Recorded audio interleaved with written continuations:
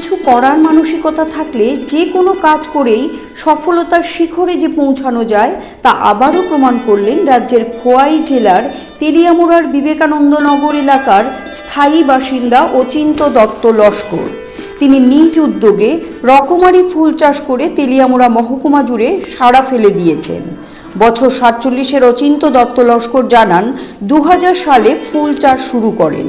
তিনি আরও জানান মূলত সবজি চাষ করতেন তিনি, সেই সঙ্গে প্রথমে সামান্য কিছু পরিমাণ জমিতে ফুল চাষ শুরু করেন। অন্য সবজি চাষের তুলনায় ফুল চাষ তুলনামূলকভাবে লাভজনক হওয়ায় তিনি ধীরে ধীরে ফুল চাষের পরিমাণ বৃদ্ধি করতে থাকেন।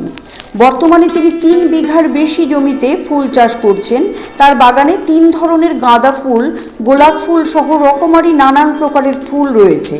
শীতের মরশুমে নানা জাতের ফুল চাষ করলেও সারা বছর ধরে তিনি গাঁদা ফুল চাষ করেন। ফুলের সঙ্গে এখন সামান্য জমিতে সবজিও চাষ করছেন বলে জানান। নিজের জমি না থাকলেও জমি ভাড়া নিয়ে চাষ করছেন। নিজের উদ্যোগে ফুল চাষ শুরু করলেও বর্তমানে রাজ্য সরকার ফুল চাষের জন্য নানা প্রকল্প ঘোষণা করেছেন। এই প্রকল্পের সুবিধা তিনি পাচ্ছেন বলে জানান। তাই রাজ্য সরকারকে ধন্যবাদ জানিয়েছেন। তাকে দেখে এবং সরকারি প্রকল্প আসায় এলাকার অন্যান্যরাও এখন ফুল চাষে আগ্রহী হচ্ছেন বলে জানান।